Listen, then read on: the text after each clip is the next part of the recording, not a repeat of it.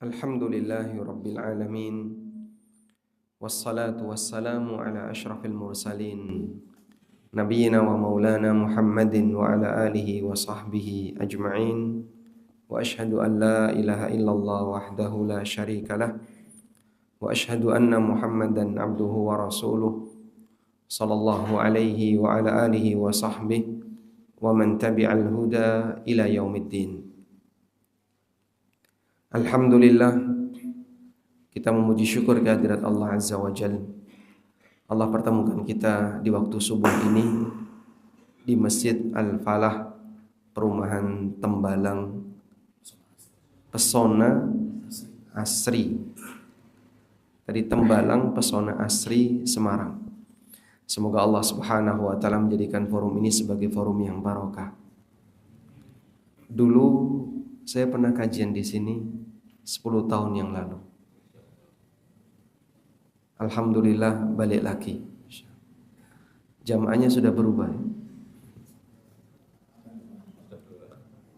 Sudah tua. Semoga Allah Subhanahu wa Ta'ala memberikan kita kekuatan istiqomah sampai akhir hayat. Kita akan bicara tentang apakah ini Ramadan terakhirku? Orang kalau berpikir bahwasanya ini adalah kesempatan terakhir, kira-kira apa yang akan dia lakukan? Dia akan berusaha melakukan yang terbaik.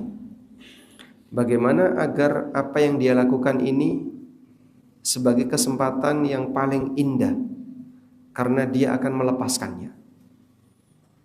Karena itu di antara semangat yang diberikan oleh Nabi SAW kepada para sahabat menjelang pelaksanaan salat, Rasulullah SAW mengatakan, "Sallu salata muwaddi'."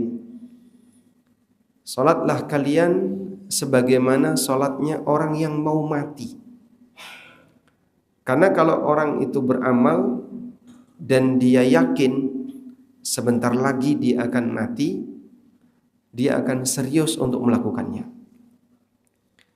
Demikian pula ketika seorang hamba dia merasa bahwa setelah Ramadan ini sebentar lagi dia akan mati, dia akan berusaha untuk serius melakukannya. Namun lebih dari itu, dulu para ulama mereka sudah terbiasa perhatian dengan bulan Ramadan. Karena mereka tahu dalam waktu 1 bulan itu ada banyak sekali pahala yang dilipat gandakan oleh Allah Subhanahu wa Ta'ala. Kemudian momen beramal yang demikian mudah, sehingga sangat disayangkan kalau Ramadan yang dialami ternyata tidak ada hasil yang bisa jadi bekal kelak di yaumil qiyamah. Sehingga para ulama di masa silam sampai mereka membagi doa mereka dalam waktu setahun dibagi menjadi 2. Nanti kita bisa mengukur ya, kira-kira kita pernah nggak terlibat seperti itu.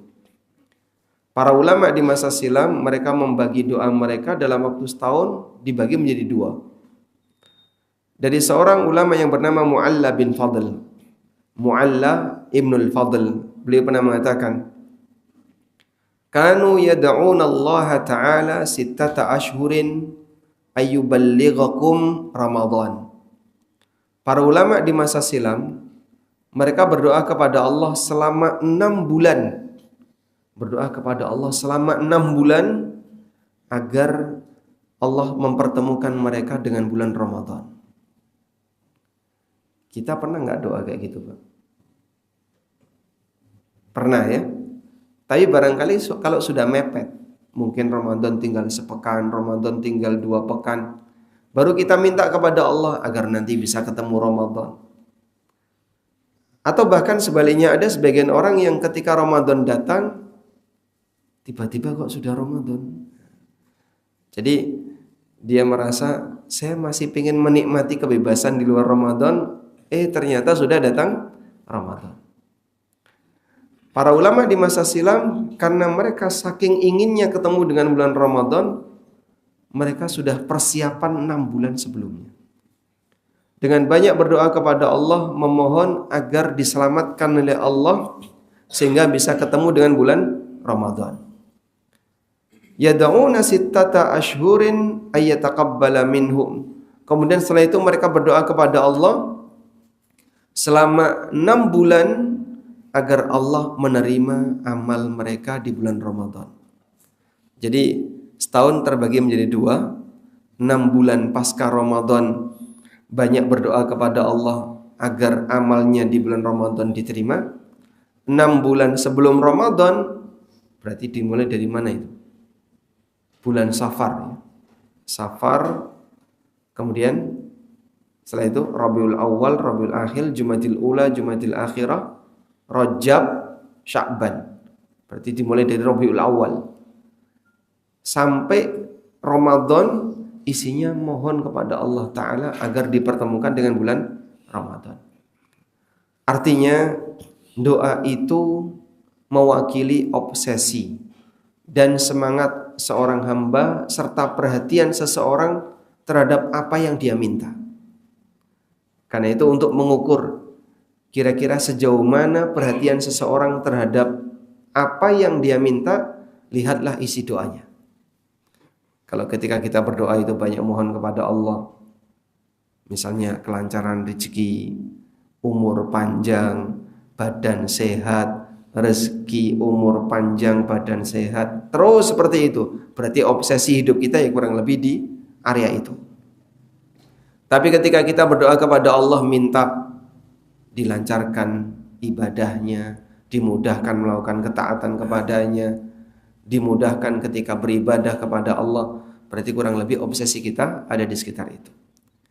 Sehingga doa yang kita baca ini mewakili obsesi.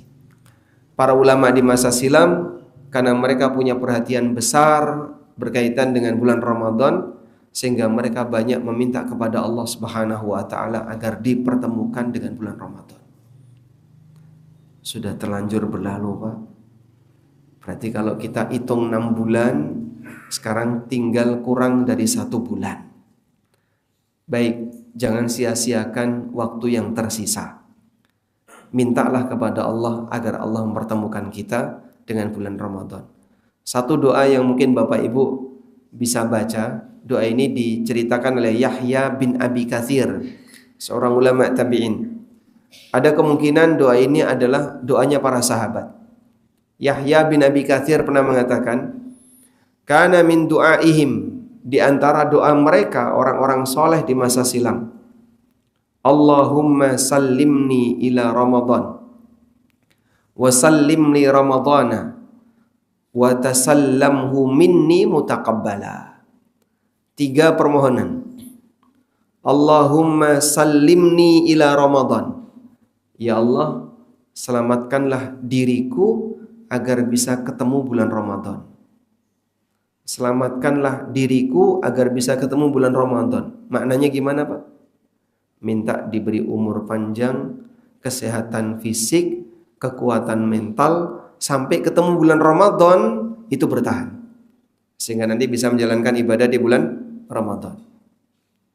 Wasallim li Ramadana, dan serahkanlah Ramadan kepadaku. Serahkanlah Ramadan kepadaku artinya mudahkan aku untuk bisa menjalankan ibadah di bulan Ramadan. Seolah-olah Ramadan itu diserahkan kepadanya. Wa tasallamhu minni mutaqabbala, dan jadikanlah Ramadan itu sebagai amal yang diterima dariku. Jadikanlah Ramadan itu sebagai amal yang diterima dariku.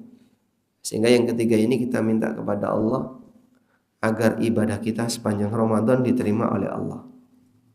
Baik, insya Allah doanya sudah hafal, Pak. Bisa diulang? Allahumma sallimni ila Ramadan. Coba ditulis ya. Allahumma sallimni ila Ramadan. Sudah? Insyaallah. Nulis Arab dari kiri, Pak. Kebalik itu. Wa sallim li Ramadana. Sudah? wa tasallamhu minni mutaqabbala. Boleh diulang? Allahumma sallimni ila Ramadan wa sallim li Ramadana wa tasallamhu minni mutaqabbala. Baik. Hafal ya insyaallah ya. Nanti boleh juga dicari di Google ya. Doa itu cukup banyak tersebar dalam poster-poster di online. Nanti bisa dihafalkan. Baik, kita buat tugas bagi para jamaah. Sebelum kajian selesai, doanya sudah hafal. Nanti ketika bubar, setoran di pintu masing-masing. Nah, pintu kanan sama pintu depan. Takmir siap nungguin. Tayyib. Jadi perhatian para ulama di masa silam sampai seperti ini. Ini kalau kita merasa bahwasanya Ramadan itu istimewa, maka minta kepada Allah 3 hal tadi. Kita diberi kesempatan untuk ketemu dengan bulan Ramadan. Kita dimudahkan untuk menjalankan ibadah sepanjang Ramadan, dan amal kita di bulan Ramadan diterima oleh Allah Subhanahu wa taala. Sekarang kita akan lihat bagaimana nilai penting ketika seorang hamba itu bisa ketemu dengan bulan Ramadan. Saya akan bercerita sebuah hadis yang cukup panjang. Hadis yang pernah disampaikan oleh seorang sahabat namanya Thalhah bin Ubaidillah. Sahabat yang dijamin masuk surga. Sudah pernah dengar hadisnya belum? Belum? Baik, sekarang kita bacakan. Anna rajulaini qadima ala Rasulillahi sallallahu alaihi wasallam. Ada 2 orang yang mendatangi Rasulullah sallallahu alaihi wasallam. Wa kana islamuhuma jami'an. Lalu mereka masuk Islam bareng. Dalam hadis ini tidak disebutkan namanya. Sebut saja sahabat A dan sahabat B. Wa kana ahaduhuma ashadda ijtihadan min sahibihi. Sahabat A lebih rajin ibadah daripada sahabat B. Faghazal mujtahidu minhuma fastushhida.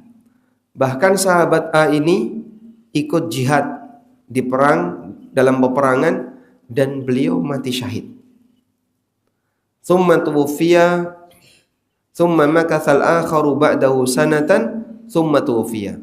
Sementara sahabat B, dia bertahan hidup 1 tahun, kemudian dia wafat setahun setelah sahabat A mati syahid. Qala Talha, kata Talha, fara'aitu fima yaran naimu ka'anni inda babil jannah. Lalu aku bermimpi. Dalam mimpiku, aku seolah berada di depan pintu surga. Idza ana bihima, dan ternyata saya dibersamai oleh sahabat A dan sahabat B. Wa qad kharaja kharijun minal jannah. Lalu keluarlah salah seorang penunggu surga. Fa'adzina lilladzi tuwfiya al-akhiru minhuma. Ternyata yang menjaga surga ini meminta kepada sahabat B masuk surga duluan. Tsumma kharaja, kemudian penjaga surga ini keluar lagi. Fa'adzina lilladzi istushhida, kemudian dia mempersilahkan sahabat A untuk masuk surga. Tsumma raja'a ilayya faqala li, kemudian A dan B tadi tiba-tiba keluar dari surga lalu menyampaikan kepadaku, irji fa innahum lam ya'ni laka ba'du. Wahai Talha, silakan kamu pulang, kau belum waktunya untuk masuk surga. Maka pulanglah Talha dan beliau bangun tidur. Fa asbaha Talhatu yuhadditsu bihin nas. Akhirnya Talha menceritakan mimpinya ini kepada masyarakat. Fa'ajibu lidzalik, dan mereka merasa terheran dengan cerita yang disampaikan oleh Talha, sampai akhirnya menjadi cerita viral di tengah sahabat. Fabalagha dzalika Rasulullah sallallahu alaihi wasallam, hingga tibalah berita ini sampai kepada Rasulullah sallallahu alaihi wasallam. Maka Nabi SAW bertanya kepada para sahabat, "Madza ta'jabun?" Apa yang membuat kalian heran? Apa yang membuat kalian heran dengan apa yang diceritakan oleh Talha? Maka mereka mengatakan, "Ya Rasulullah, hadza kana ashadda ijtihadan, thumma istushhida fi sabilillah, wa dakhala hadzal jannata qablahu." Ya Rasulullah, si A itu lebih rajin ibadah. Si A itu mati syahid di medan jihad. Tapi kenapa si B masuk surga duluan sebelum si A? Yang tadi masuk surga duluan yang mana, Pak? Yang B. Si A yang lebih rajin ibadah, yang beliau mati syahid. Tapi kenapa si B yang kurang rajin ibadah, tidak mati syahid, justru masuk surga duluan? Maka Nabi SAW mengatakan, "Alaysa qad makatha hadza ba'dahu sanatan?" Bukankah si B ini bertahan hidup setelah si A selama rentang 1 tahun? Qalu bala, betul ya Rasulullah. Wa adraka ramadhana fasama. Bukankah si B ini ketemu dengan 1 Ramadan dan dia puasa di bulan Ramadan? Mereka mengatakan, bala. Wa qad shalla kadza wa kadza sajdatan, dan dia telah melakukan salat selama sekian kali rakaat selama 1 tahun. Bala, betul ya Rasulullah. Apa kata Nabi SAW? Fama bainahuma ab'adu ma bainas sama'i wal ard. Jarak antara keduanya lebih jauh dibandingkan langit dan bumi. Selisih derajatnya di surga lebih jauh dibandingkan jarak antara langit dan bumi. Hadis sahih riwayat Ibnu Hibban, Ibnu Majah, Al-Baihaqi dan yang lainnya. Bapak bisa bayangin, jika 1 Ramadan bisa membuat derajat seorang mukmin lebih tinggi di surga dengan jarak lebih jauh dibandingkan langit dan bumi, bagaimana dengan banyak Ramadan? Tapi ini hanya berlaku jika Ramadannya berkualitas. Ini hanya berlaku kalau Ramadannya berkualitas. Makanya bersyukur kepada Allah bagi Bapak Ibu yang diberi umur panjang, yang diberi kesempatan untuk ketemu dengan bulan Ramadan.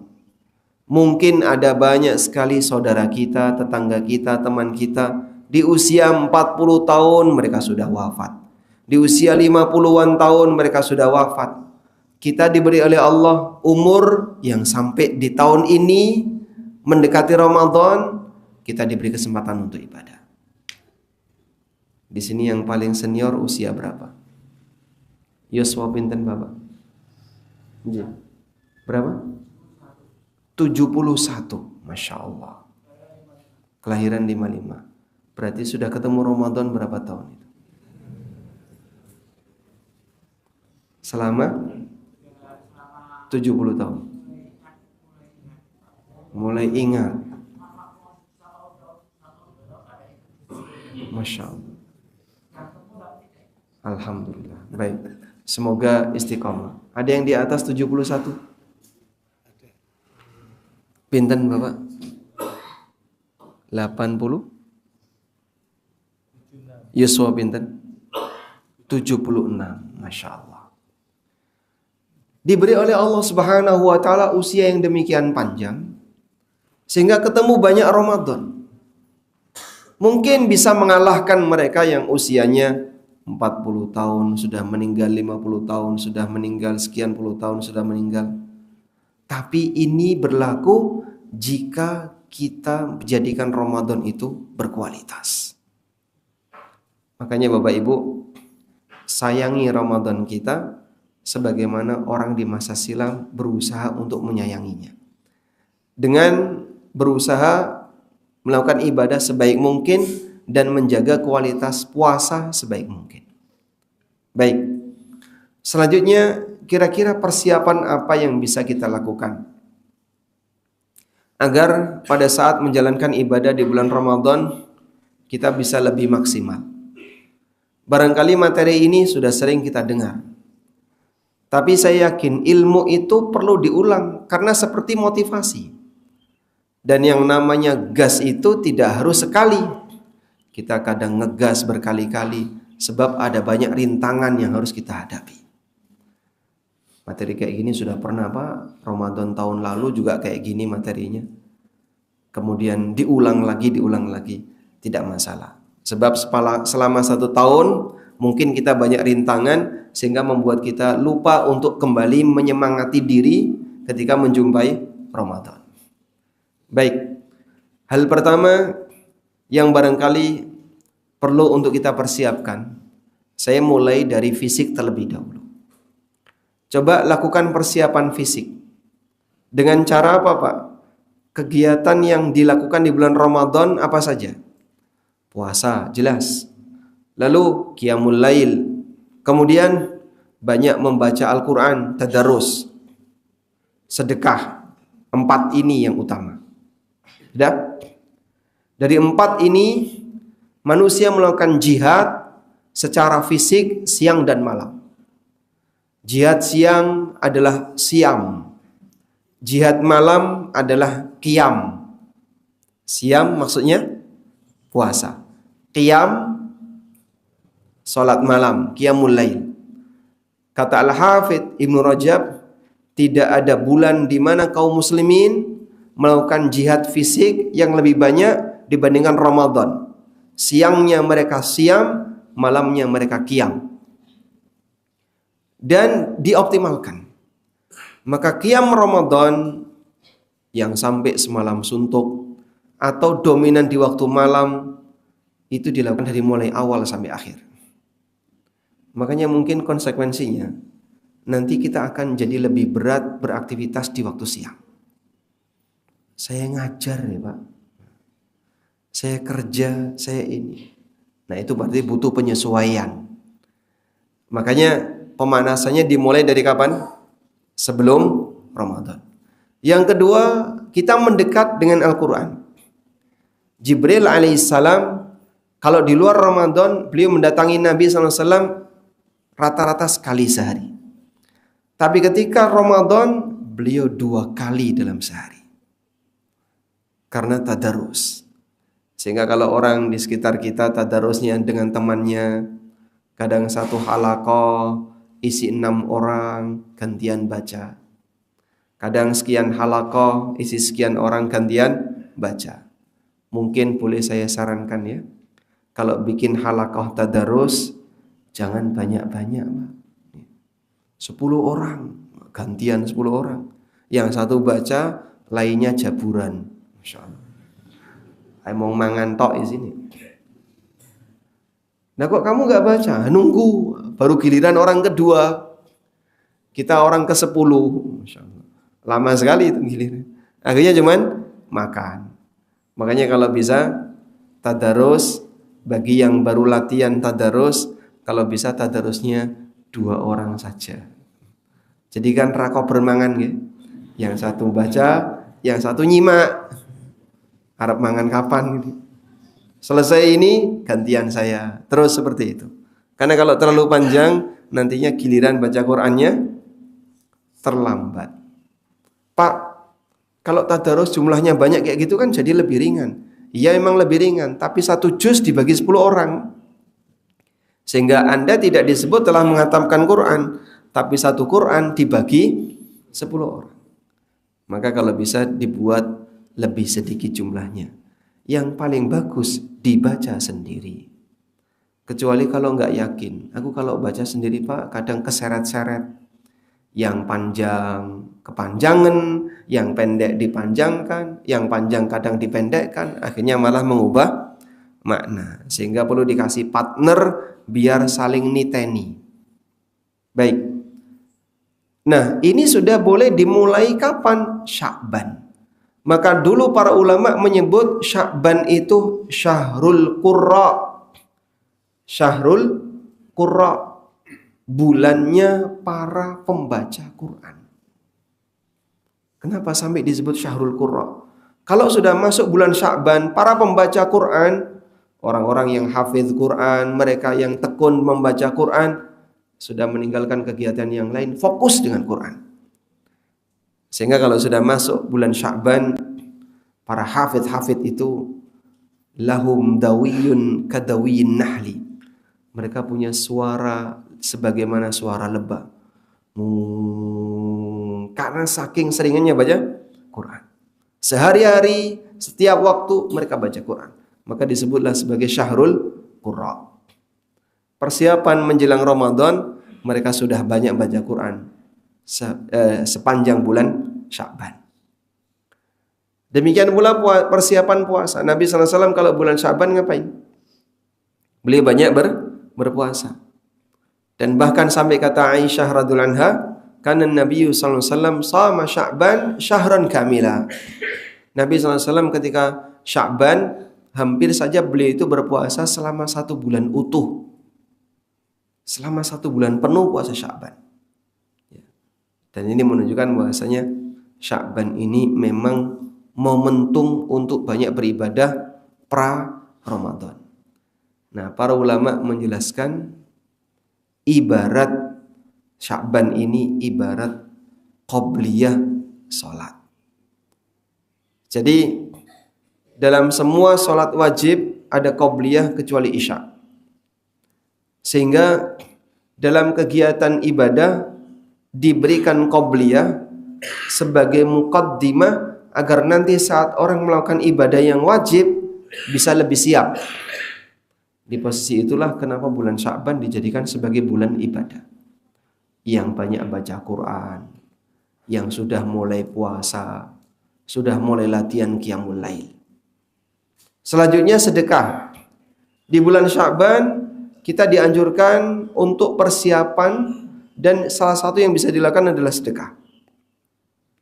Kalau misalnya Bapak sudah mendapatkan misalnya ada pengumpulan donasi untuk persiapan iftar, pengumpulan donasi untuk program-program Ramadan, kita bisa ikut terlibat di situ. Saya mau nyumbang sekian box nasi untuk buka puasa bersama. Saya nyumbang sekian, saya menyumbang sekian untuk infak kegiatan Ramadan. Banyak kayak gitu Pak ya. Di masjid ini ada nggak Pak? Belum dibuka? Belum dibuka karena saldo takmir masih besar ya. Tayyib. Tapi boleh nggak Pak misalnya kita buka kesempatan seperti itu ya silahkan. Membuktikan bahwasanya kaum muslimin sudah mulai siaga untuk menjemput Ramadan sehingga sampai dananya disiapkan sebelum Ramadan. Maka mungkin sebagai saran ya, kami sampaikan kepada Bapak Ibu sekalian, pada saat Ramadan itu toko, supermarket dan seterusnya makin ramai atau makin sepi? Kenapa makin ramai?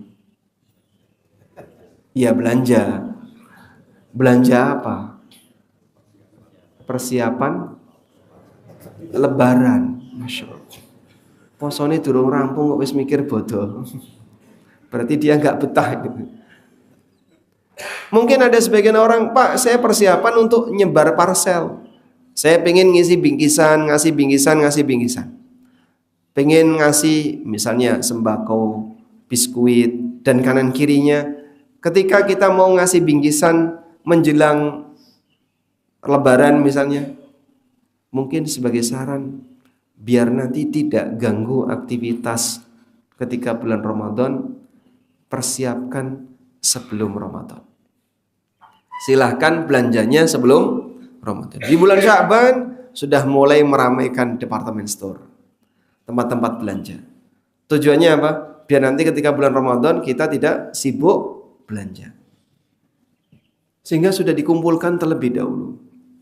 Cara ini mungkin lebih efektif agar setiap mukmin, setiap muslim dia tidak mengganggu aktivitas Ramadannya dengan jalan-jalan di pasar, jalan-jalan di mal, karena sudah dia persiapkan sebelumnya. Nah, semua ini kita lakukan tujuannya adalah agar saat menjumpai Ramadan posisi kita lebih siap. Tayyib. Selanjutnya, ini kita sudah sampai pada persiapan fisik. Berikutnya saya akan alihkan ke persiapan batin. Persiapan batin ini lebih penting dibandingkan yang pertama. Karena semangat seorang hamba ketika beramal diukur dari sejauh mana semangat batinnya untuk menggapai ridha Allah. Bagaimana caranya persiapan batin? Satu kata, Pak. Bersihkan dari dosa. Bersihkan dari dosa. Sebab di antara penghalang seseorang untuk melakukan ketaatan, orang kenapa ibadah itu terasa berat? Karena beban dosa. Allah Subhanahu wa taala berfirman dalam Al-Qur'an, "Alam nashrah laka sadrak wa wada'na 'anka wizrak alladzi anqadha dhahrak." Allah Ta'ala mengatakan tentang nikmat yang diberikan kepada Nabi Muhammad SAW.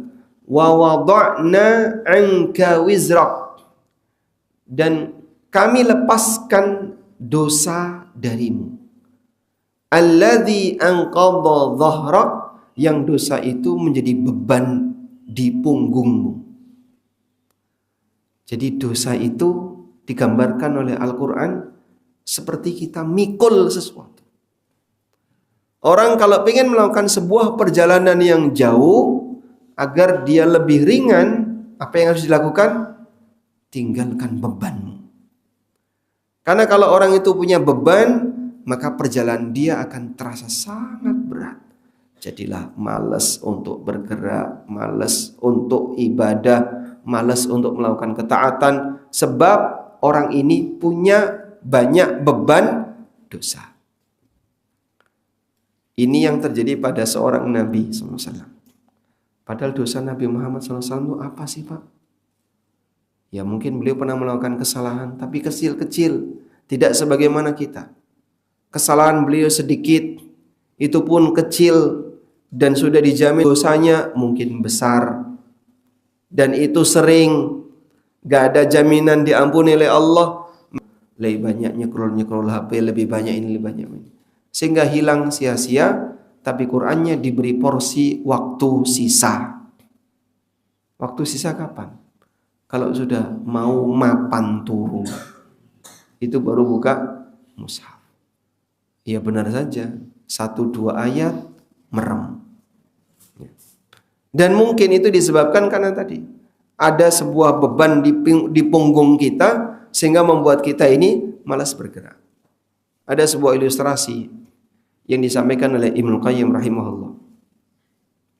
Pada posisi ketika manusia beribadah kepada Allah, itu hakikatnya dia sedang melakukan perjalanan menuju Allah. Sebagaimana yang Allah tegaskan dalam Al-Quran, Ya ayyuhal insan, innaka kadihun ila rabbika kadhan famulaki. Wahai manusia, innaka kadihun ila rabbika kadha. Sesungguhnya kalian betul-betul capek menuju Rabbmu. Famulaki, sampai kau ketemu Allah. Sehingga kita ini seperti manusia yang melakukan perjalanan menuju Allah. Seperti manusia yang melakukan perjalanan menuju Allah. Maka perjalanan yang demikian panjang dan jauh itu, kalau orang terbebani dengan sesuatu, akan terasa berat. Sehingga dia malas qiyamul lail, malas untuk ibadah A, ibadah B. Yang lain sudah jauh, Bapak, juz amma aja belum beres, Mas. Loh, Bapak lihat itu rombongannya sudah sampai sana, Pak. Ada yang sudah khatam di tanggal 10 Ramadan khatam. Ada yang di tanggal 5 Ramadan bahkan sudah khatam. Ada yang menghatamkan selama Ramadan 5 kali, 4 kali, sekian kali. Kamu selama Ramadan, alhamdulillah, khatam juz 30. Bukan 30 juz. Pak, yang lain sudah demikian jauh, kenapa Bapak seperti jalan di tempat? Tidak tahu ya, Mas. Saya kok rasanya berat sekali, ngantuan dan seterusnya. Mungkin disebabkan karena beban dosa. Ada satu ayat yang barangkali layak untuk kita renungkan. Mungkin jamaah bisa buka ayat ini. Ini ada di surat At-Taubah. Ketika Allah Subhanahu wa taala menjelaskan bagaimana kondisi orang munafik. Orang-orang munafik itu ciri khasnya apa, Pak? Malas. Allah Ta'ala berfirman, wa idza qamu ilas salati qamu kusala. Orang munafik itu kalau sholat sukanya malas-malasan. Maka tolong diperhatikan, ibu-ibu kalau sholat isya kan nggak ke masjid Pak Ustadz. Iya, memang nggak ke masjid. Terus Anda sholatnya kapan? Ya jam 9 sebelum tidur itu baru sholat. Angap-angop gitu. Sholat kok angap-angop ini apa ya, ditompo itu. Sehingga ketika dia sholat semangatnya kapan salam, aku pengen gendang turu. Sudah kalau seperti ini dilereni yang seperti ini. Bahaya itu Pak. Orang munafik itu dikatakan oleh Allah, wa idza qamu ilas salati qamu kusala. Kalau menjalankan salat malas-malasan. Sehingga ketika salat angap-angop, engkose. Dilakukan memang masih di waktunya. Cuman di posisi ketika dia sudah mulai ngantuk. Kenapa enggak tadi di awal ketika isya begitu masuk dia langsung salat? Siapa? Nanggung apa? Nonton. Akhirnya dia nunggu sampai ketika dia sudah mulai ngantuk baru sholat. Sehingga ketika sholat banyak menguap. Jadinya gimana? Ya sholatnya sambil malas-malasan. Lakukan di awal waktu biar Anda lebih seger, tidak ngantuk, agar ketika sholat lebih serius. Baik, sekarang kita lihat contoh bagaimana kondisi orang munafik. Di surat At-Taubah ayat 46. Semoga nanti bisa diingat-ingat ya. Surat At-Taubah ayat 46. Allah Ta'ala berfirman, "Walau aradul khuruja la'addu lahu 'uddatan walakin karihallahum bi'athahum fathabbatahum wa qila q'udu ma'al qa'idin." Orang munafik itu kalau memang serius mau ikut keluar jihad, la'addu lahu 'uddatan, seharusnya mereka persiapan. Lalu Allah mengatakan, walakin karihallahum bi'athahum. Tapi Allah benci mereka ikut dalam rombongan para sahabat. Fathabbatahum, sehingga Allah membuat mereka malas. Allah membuat mereka malas. Wa qila qu'udu ma'al qa'idin, dan silahkan kamu duduk mager saja sama orang-orang yang duduk, yang enggak mau ibadah. Nah, Bapak bayangin seperti ini. Mereka ini digambarkan oleh Allah seperti tadi, seperti orang melakukan perjalanan jauh menuju Allah. Orang yang beribadah di bulan Ramadan, hakikatnya mereka sedang melakukan perjalanan ibadah. Walaupun tempatnya beragam. Ada yang di tanah air, ada yang di tanah suci, ada yang di kota Madinah, ada yang di Palestina, ada yang di Eropa, ada yang di banyak tempat. Tapi semuanya punya keseragaman, sedang beribadah kepada Allah. Mereka itu seperti rombongan yang sedang melakukan perjalanan. Loh kok kamu nggak ikut? Kenapa nggak ikut rombongan itu? Males. Nah, bagaimana kondisi yang nggak ikut ini? Ayat ini menjelaskan, bisa jadi karena Allah benci sama kamu, sehingga Allah tidak mengizinkan kamu, tidak mengikutkan kamu dalam rombongan orang yang sedang melakukan ibadah kepadanya. Ada ayat yang mengatakan, dia kalimat tadi, walakin karihallahum bi'athahum, namun Allah benci kau ikut bareng sama mereka. Kau bergerak ikut dalam rombongan mereka. Pak, itu loh Pak, sudah 30 juz khatam. Bapak kok baru juz 30? Bisa jadi karena Allah enggak senang sama Bapak, maka Allah tidak ikutkan Bapak dalam rombongan orang-orang yang sedang menuju perjalanan menuju Allah. Dan ini jangan dibiarkan.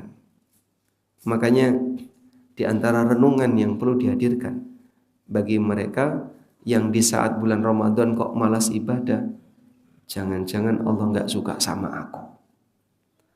Pak, yang itu qiyamul lail. Bapak kenapa kok cuma tidur saja? Yang itu mereka sedekah untuk berbuka, mereka keluarkan harta sekian. Bapak kok masih berat untuk mengeluarkan hartanya. Dan seterusnya. Nah, dalam posisi seperti itulah seorang mukmin diuji oleh Allah. Sejauh mana dia aktif bergerak untuk bisa melakukan ibadah kepada Allah. Karena kalau tidak, dalam posisi ini hakikatnya dia sedang dibenci oleh Allah sehingga tidak ikut dalam rombongan masyarakat yang melakukan perjalanan menuju Allah. Nah, untuk menghindari potensi itu, bersihkan diri kita sebelum Ramadan. Semoga dengan hati yang bersih dari maksiat, Allah Subhanahu wa taala mencintai sang hamba, sehingga dengan itu Allah Subhanahu wa taala akan mudahkan kita untuk melakukan ketaatan kepadanya. Baik. Boleh saya tanya? Ada enggak di antara jamaah yang pas Ramadan khatam 5 kali?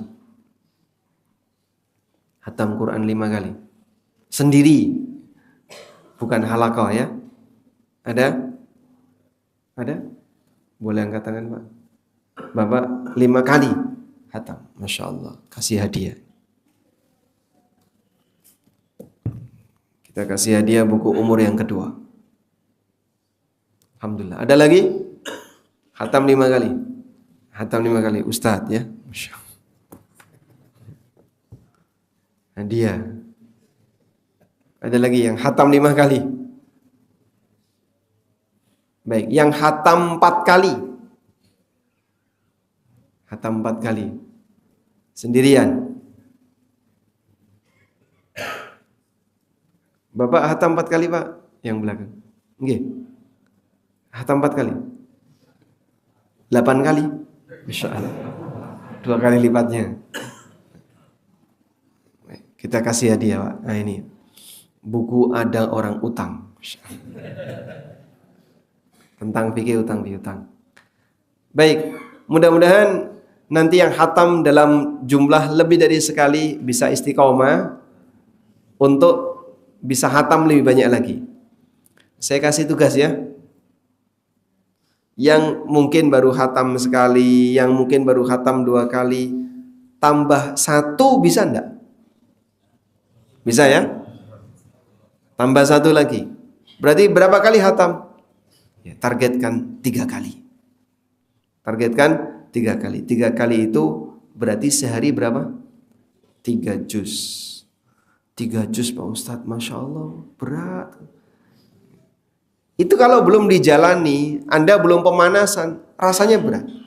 Ulama masa silam, Imam Syafi'i rahimahullah, dalam sehari beliau khatam 2 kali. Pagi khatam, siang khatam, malam khatam.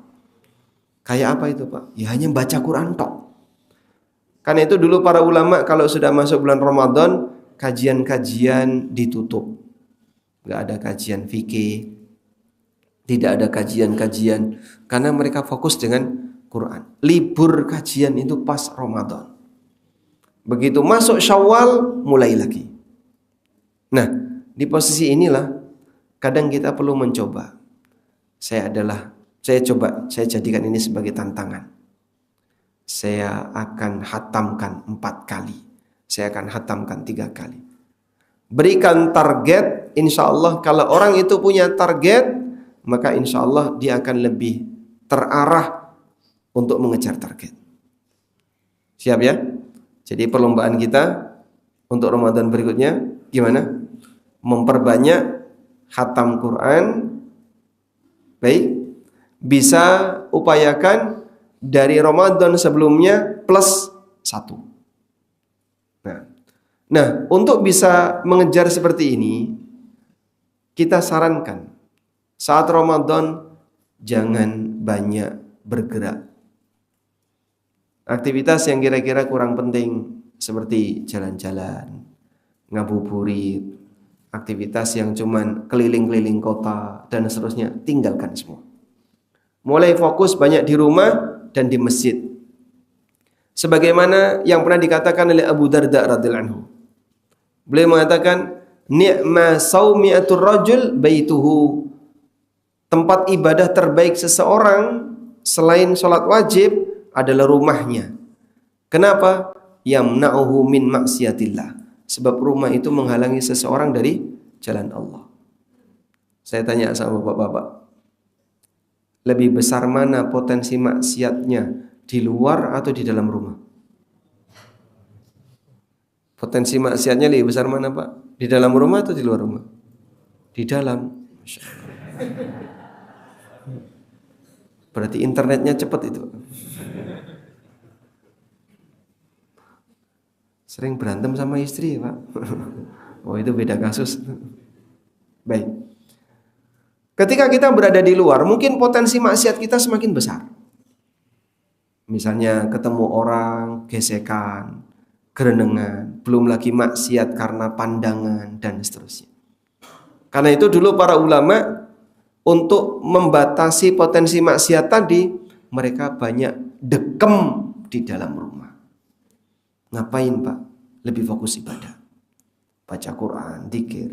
Dan itu lebih ikhlas karena tidak kelihatan orang lain. Tapi kalau sholat jamaah, mereka datang. Abdullah bin Mubarak itu jarang keluar rumah. Kecuali ketika sholat jamaah. Karena mereka memiliki prinsip di dalam rumah lebih aman daripada di luar rumah. Kayak ibu-ibu masa silam ya. Sudah selesai masak, rampung resik-resik, semuanya sudah beres, dolan ning tonggoni. Ngapain? Petan.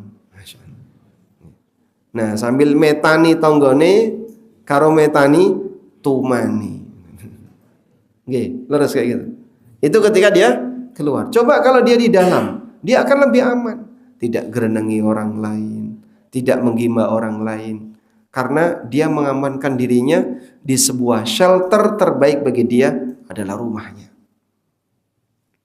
Karena itu dulu para ulama mereka mengamankan diri agar tidak banyak bergesekan dengan potensi maksiat dengan cara jarang keluar rumah. Yang kedua adalah amankan diri kita di masjid. Ini shelter kedua bagi mukmin ketika Ramadan. Sebagian di antara mereka mengatakan kalau bulan Ramadan mereka berada di masjid lalu mereka mengatakan qalu nahfadhu siyamana min maksiatillah. Kami menjaga puasa kami dari berbuat maksiat kepada Allah. Sebab orang itu kalau berada di masjid maka dia akan lebih bisa menjaga diri.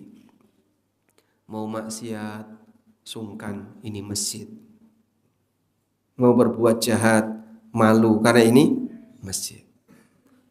Nah, jadi coba di dua tempat ini ya, rumah masjid. Kecuali kalau Anda beraktivitas yang wajib dilakukan, seperti kerjanya nggak libur ya Pak, harus ngantor, ya silakan ngantor. Begitu sudah selesai jam kantor, pulang, nggak perlu banyak mampir. Cukupkan aktivitas Anda lebih banyak di rumah dan masjid. Insya Allah kita akan bisa mendapatkan posisi yang lebih aman untuk menjaga puasa dan ibadah kita. Wallahu a'lam. Walhamdulillahirabbil alamin. Baik, mungkin itu sebagai saran yang bisa kami berikan dan saya mohon kepada Allah agar Allah Subhanahu wa taala melimpahkan rahmat dan hidayahnya bagi kita semuanya sehingga kita bisa pertama ketemu dengan bulan Ramadan. Yang kedua dimudahkan menjalankan ibadah sepanjang Ramadan dan nanti semoga ibadah kita di bulan Ramadan diterima oleh Allah jadi bekal amal ketika menghadap Allah di akhirat. Wassallallahu ala nabiyyina Muhammadin wa ala alihi wa sahbihi wasallam. Nah, pertanyaan yang pertama. Saya bertanya, Anda menjawab. Buku Bila Ku Mati, catatan tentang kematian. Ada yang mau buku ini? Yang sudah siap angkat tangan. Siap membacanya. Ada yang mau? Yang siap baca buku ini. Baik, yang angkat tangan ya. Khatam sebelum Ramadan. Sanggup Bapak? Baik, insyaallah. Langsung kita kasihkan. Belakang. Akan diselesaikan buku Bila Ku Mati sebelum Ramadan. Selanjutnya, ASN yang rencana cuti Ramadan. Ada? Berat, Ustaz. Masa cuti sebulan Ramadan? Ada rencana?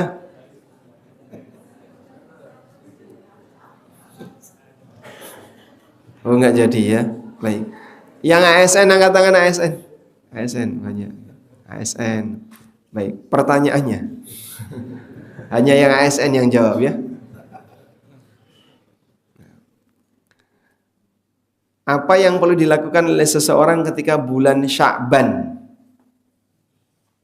Apa yang perlu dilakukan oleh seseorang ketika bulan Sya'ban? Yang ASN nggak Pak? ASN, nah silakan Pak. Lebih banyak baca Quran, banyak puasa, berlatih, persiapan untuk sedekah. Masya Allah. Fungsinya apa itu Pak?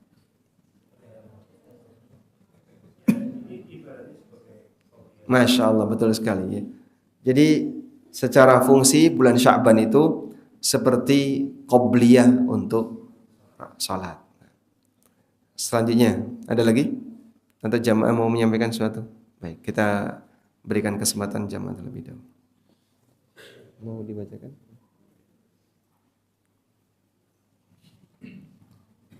Pertanyaan dari jamaah Ustaz. Nah, Bagaimana kalau sebelum Ramadan masih merasa punya penyakit hati Ustaz? Apa yang harus dilakukan agar Ramadan bisa beribadah secara optimal? segera berobat. Bagaimana kalau menjelang Ramadan masih merasa punya penyakit hati? Liver? Oh bukan. Baik, memang membersihkan hati ini cara yang paling mujarab agar kita bisa mengembalikan semangat.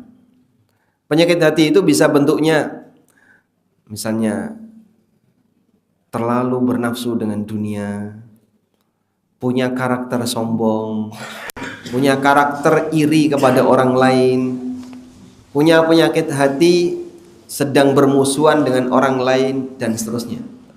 Dalam situasi ini hendaknya dia segera memperbaiki sebisanya. Ada satu hal yang mungkin perlu untuk ditekankan. Sekarang kita berada di bulan Sya'ban. Sebuah hadis yang diriwayatkan oleh Ibnu Hibban, Al-Hakim dalam Al-Mustadrak, meskipun hadis ini diperselisihkan oleh para ulama, sebagian ulama menilainya sebagai hadis yang hasan. Hadis ini berbicara tentang ancaman orang yang bermusuhan dengan orang lain. Bapak tahu istilah jotaan? Oh, Semarang berarti sama dengan Jogja ya. Nah, bermusuhan dengan orang lain. Rasulullah sallallahu alaihi wasallam bersabda, "Innallaha la yattali'u ila ibadihi lailatan nisfi min Sya'ban." Ketika malam nisfu Sya'ban, Allah melihat seluruh hambanya, fayaghfiru lahum illa limusyrikin aw musyahin. Lalu Allah ampuni mereka semua kecuali dua orang, yaitu orang musyrik dan orang musyahin. Musyahin itu yang jodaan, yang bermusuhan, yang tidak saling sapa, yang saling benci, yang buang muka. Semua orang akan diampuni yang muslim kecuali orang musyrik dan orang yang jodaan, orang yang saling bermusuhan.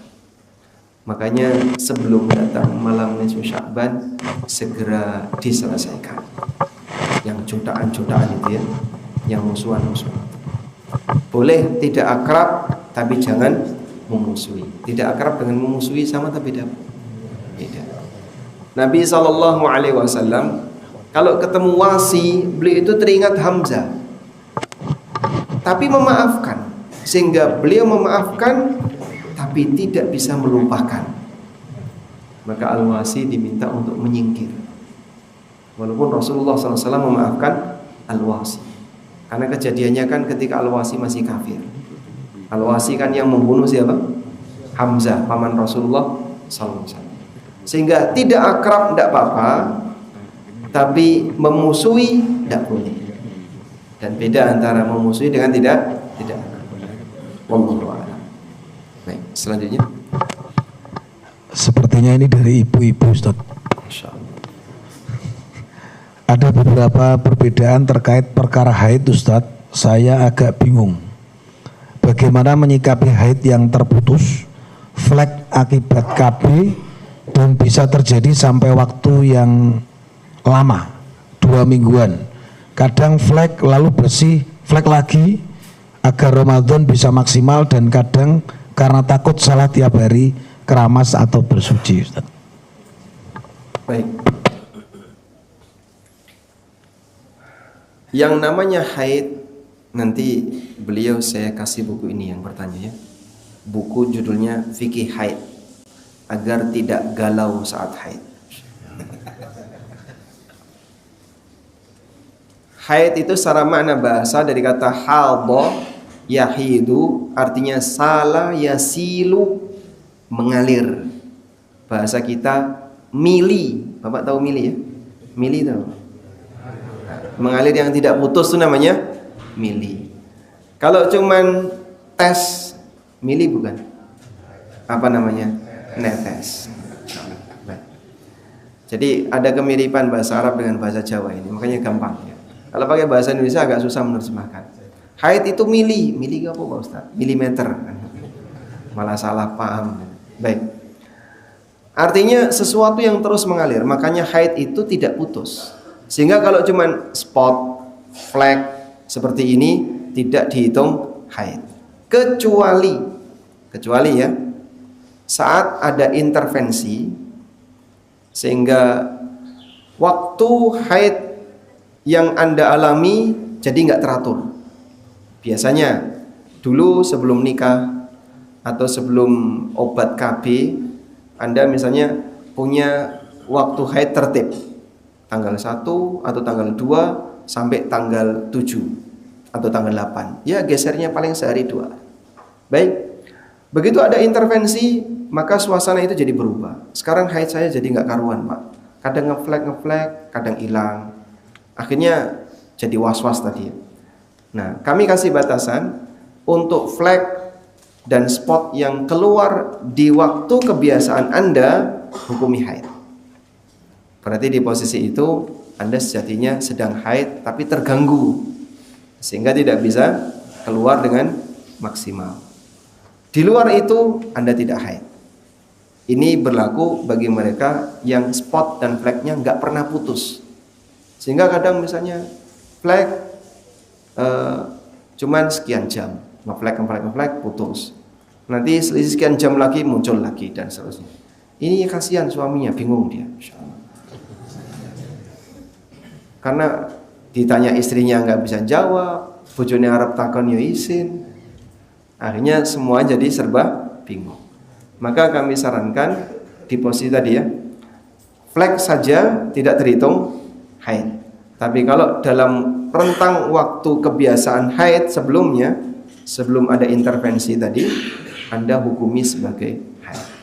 Nah, ini jawaban yang diberikan oleh para ulama untuk beberapa kasus muslimah yang minum obat penunda haid karena mau umroh, mau haji atau mau puasa, tapi nggak tuntas. Akhirnya ketika sudah datang tanggal haid, ngeflek, padahal dia sudah minum obat, dia nggak tuntas, nggak kering.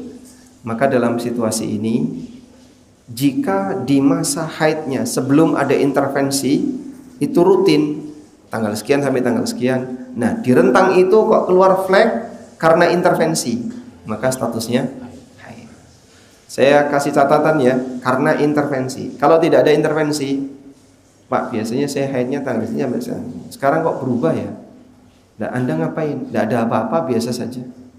Bukan karena faktor obat, bukan karena faktor kelahiran atau persalinan, berarti memang haid Anda bergeser. Kalau seperti itu, selama tidak keluar darah yang mengalir terus, yang mili tadi, Anda jangan berhenti atau putus untuk sholat. Anda sejatinya Anda tidak haid. Wallahu a'lam. Pertanyaan terakhir Ustaz. Bismillah. Bagaimana kiat-kiat untuk murojaah di bulan Ramadan agar konsisten? Afwan Ustaz, di luar tema, apakah meminta donasi di bulan Ramadan kepada pihak luar termasuk meminta-minta? Karena dari masjid sudah menyediakan tapi masih kurang. Nah, coba kita dahulukan yang kedua dulu. Orang kalau minta donasi apakah termasuk meminta-minta? Meminta-minta tidak semuanya dilarang. Ada seorang sahabat namanya Qubaisah. Sahabat Qubaisah ini pernah punya masalah sampai beliau punya utang besar. Lalu Nabi SAW mengatakan, ya Qubaisah, innal mas'alata la tahillu illa li thalathin. Wahai Qubaisah, ngemis itu tidak halal kecuali untuk 3 orang. Jadi ada bagian yang diizinkan Nabi SAW. Dan Rasulullah SAW juga terbiasa memotivasi sahabat untuk sedekah. Pernah satu ketika datang sekelompok orang dari suku Mudor dalam penampilan yang sangat lusuh, menunjukkan kalau mereka sedang mengalami musim kelaparan, paceklik. Datang ke Madinah. Berubahlah roman muka Rasulullah SAW melihat orang yang demikian kasihan ini. Akhirnya beliau memotivasi para sahabat untuk sedekah. Tapi mereka nggak respon. Sehingga cuman motivasi selesai, didengerin aja. Padahal maksud Nabi SAW, ayo segera sedekah sekarang. Ada orang yang lagi butuh. Datanglah seorang sahabat sambil mikul sedekahnya sampai seperti dia nggak kuat, saking beratnya. Kemudian ditaruh di hadapan Rasulullah Sallallahu Alaihi Wasallam. Akhirnya begitu orang ini melakukannya, sahabat yang lain pada ikutan. Mereka pulang ke rumahnya untuk ngambil apa yang bisa disedekahkan, kemudian diserahkan melalui Rasulullah Sallallahu Alaihi Wasallam. Nah, disinilah beliau terkadang memotivasi sahabat untuk sedekah, bukan untuk pribadi beliau, tapi untuk orang lain. Maka takmir kalau membuka donasi, mengingat kasnya masih kurang, sebab akan ada kegiatan Ramadan selama di masjid ini misalnya, lalu minta masyarakat, silahkan. Dan kita harapkan masyarakat lebih aktif dalam hal ini ya. Kalau Agustusan ada iuran nggak Pak? Agustusan ada, Ramadan ada. Kira-kira iurannya lebih besar mana? Nah, kalau bisa iuran Ramadan. Wallahu a'lam. Baik. Kita habiskan pertanyaan. Ini ada 2 buku yang insya Allah akan dibedah nanti siang di Masjid At-Taqwa Petompon. Judulnya Mata Menata Wanita, Untian Nasihat untuk Kaum Hawa. Ini yang menerima kan seharusnya ibu-ibu ya. Maka kita berikan buku pertama untuk istri ketua takmir.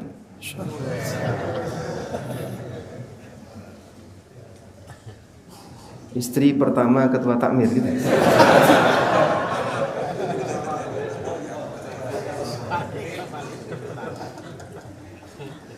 Yang ini anaknya siapa?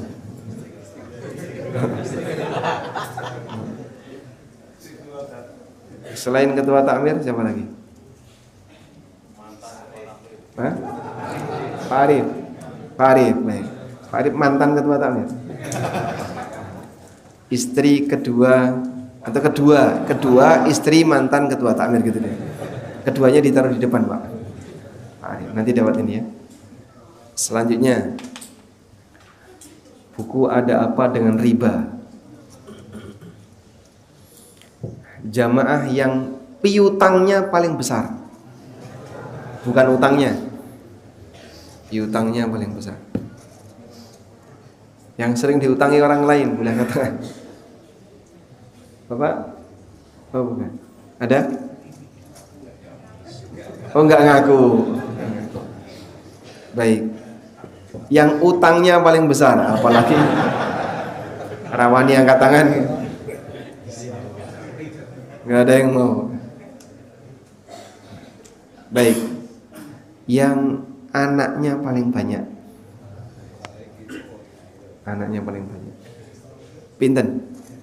5. Ada lagi? 5. Di atas 5 ada? 5,5? Baik. Anak 5 pemenangnya. Hadiah utama buku tafsir sholat kita hadiahkan untuk masjid. Ada perpustakaannya? Ada ya? Nah, biar nanti ditaruh di masjid sehingga yang lain bisa ikut baca. Baik, alhamdulillah, demikian yang bisa kita bahas. Semoga apa yang kita bahas di kesempatan pagi ini Allah jadikan sebagai ilmu yang bermanfaat. Allahumma anfa'na bima 'allamtana wa 'allimna ma yanfa'una warzuqna ilma. Wa sallallahu ala nabiyyina Muhammadin wa ala alihi wa sahbihi wa sallam. Wa akhiru da'wana alhamdulillahi rabbil alamin. Wassalamualaikum warahmatullahi wabarakatuh. Waalaikumsalam warahmatullahi wabarakatuh. Jazakallahu khairan.